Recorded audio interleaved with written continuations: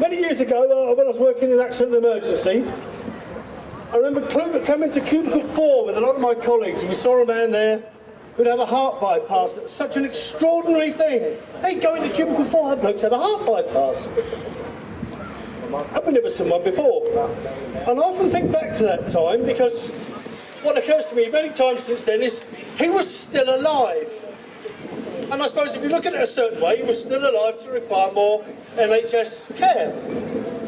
And indeed, in some respects, he's an example of why the NHS has been as successful as it has been, because more and more of us are living longer and longer to be treated with conditions that were previously life-threatening, kept alive and happy.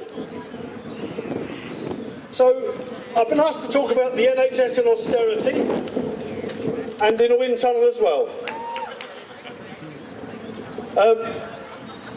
The question is, with the NHS and austerity, there's talk of ring-fencing the NHS budget. And that chap in A&E there, and all the others who've been kept alive, there is indeed a massive increase in demand for NHS services, and it's been growing about 4% a year. Now, whether that's a major problem, I don't know. Historically, governments have provided 3% extra funding a year. Never been quite as generous as you thought, because we always had to make 1% efficiency savings to go along with it. But in recent years, because the government's run out of money, because it spent it bailing out the banks, we've been expected to do all of that increased demand, meet all that demand, for 4% efficiency savings a year. Now, generally speaking, that leaves hospital managements in a position whereby it's going to get harder and harder, and hospital staff in a position where you're driven more and more to do more and more for the same or less. And what does that mean in a world like the Norfolk and Norwich? It means you can't spend more in the face of increasing demand. You've just got to muddle through. It means ambulances waiting outside your accident and emergency department for hours on end. It means your accident and emergency department is too full. People are stressed. We move the problem inside the hospital now. It means that there are people being cared for overnight in areas where there's no permanent nursing staff. They just muddle on through, put them in the renal unit, follow an agency nurse. There's pressure to discharge patients prematurely, and there are crammed clinics with, we used to do 16 patients in an outpatient session, you might do 25 now. And you're doing that as a worker. How do they break even while they're doing all this? They break even by extending every vacancy for several months. As a result of that, you're 10% short of staff in any area at any one time. And sometimes the pressure of that makes it feel like not being in a caring NHS. People say, what is this, a sausage factory or something? Massive productivity being driven through. But generally speaking, over the last few years, the NHS has coped really well with those very, very difficult demands. This is what austerity is required, isn't it? But the pressure comes eventually on management either to balance the books with the money they've got, or to meet the demand by overspending. And in some respects, you can't duck out of that dilemma. As it happens at the Norfolk and Norwich, we're probably at this current stage not managing either. I don't blame the management. I sometimes blame the management. But broadly speaking, this is the situation in which the NHS is now placed. The NNN's got people waiting longer than it should in accident and emergency. It's got people waiting longer than they should be to see a doctor on a waiting list to get their treatment or operation done, even with the 2-week cancer waits. And it's been reflected, and this is something I would want to talk about, these pressures can't be borne forever. We know that services have been maintained by staff driving themselves harder, but there is an end point beyond which that can't go. And patients recognise this. Whenever patients eventually, and not many do, pluck up the courage to complain, they always say, the staff are working as hard as they can, there just weren't enough of them. So, our staff survey in the Norfolk and Norwich recently, I don't have to tell you what it's like from my opinion, I can point to the NHS staff survey. The trust here is in the worst 20% of trusts for the following scores. Whether staff are satisfied with the patient care they're able to provide. They are not. They're suffering from work-related stress in the worst 20% of trusts in the country. The motivation to come to work is damaged. They can't any longer recommend the Norfolk and Norwich as a place to work or be treated. And they report record levels of bullying by staff on staff. And I don't think this is interpersonal bullying. It's a bullying that comes, institutional bullying, on the basis that you've got this demand, this is the money we've got, you've got to do it. And that's the attitude that's prevailing in the NHS. It's not good for patients, it's not good for staff.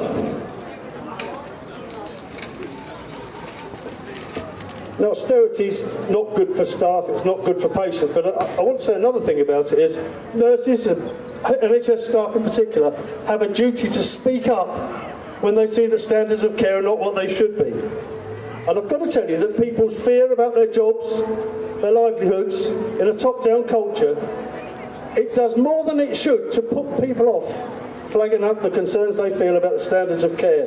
That is not good. So these sort of,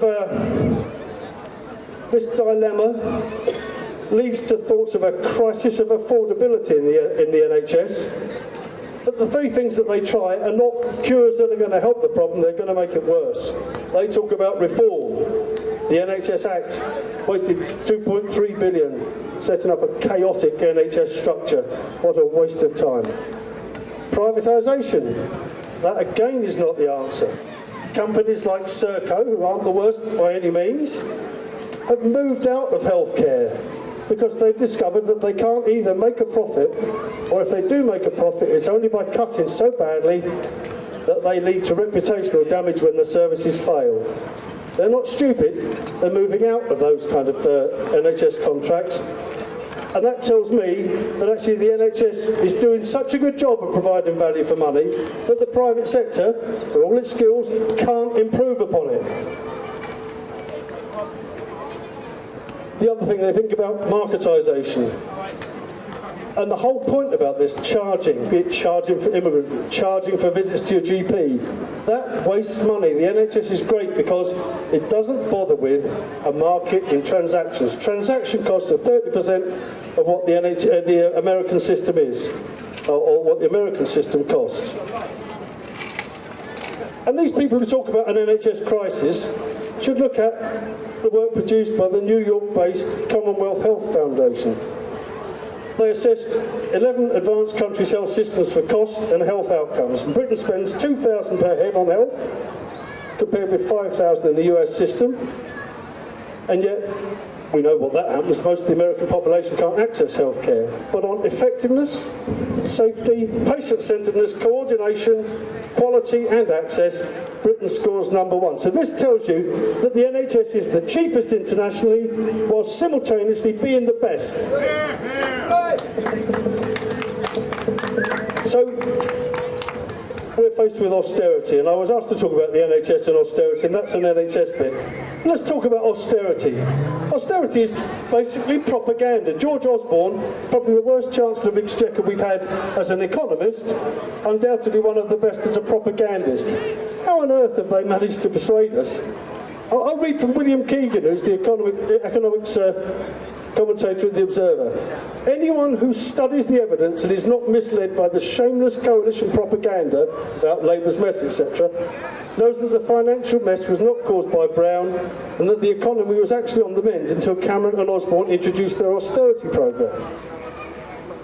And also, austerity is not even a sensible way to manage a capitalist economy. They came in talking about Greece and how we were going to be like Greece. Absolute nonsense. And as a result of which, people lost confidence, they decided not to spend, investment decisions were postponed. They created a worse recession than we needed to have. And the final thing I want to say about austerity is balance in the books. Has it ever been an objective of public policy? For the last 100 years, governments have run a deficit. In the 50s or 60s, people thought you were bonkers if you thought the best thing that we had to concentrate on was balancing the books. It's a means, not an end.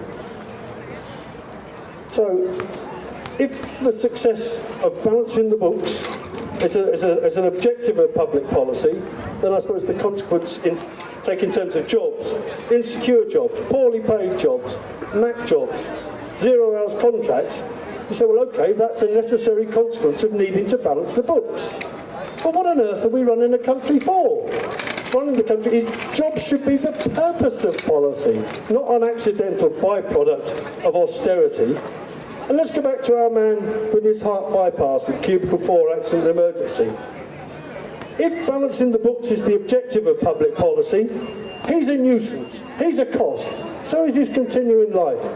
Surely the point is that if we stop this ridiculous use of austerity, a misguided piece of propaganda, the NHS needs to be funded as a continuing success so that he and many other patients are living on successfully and happily. Austerity is a nonsense, and the NHS is the best and cheapest way of providing health care. Thank you.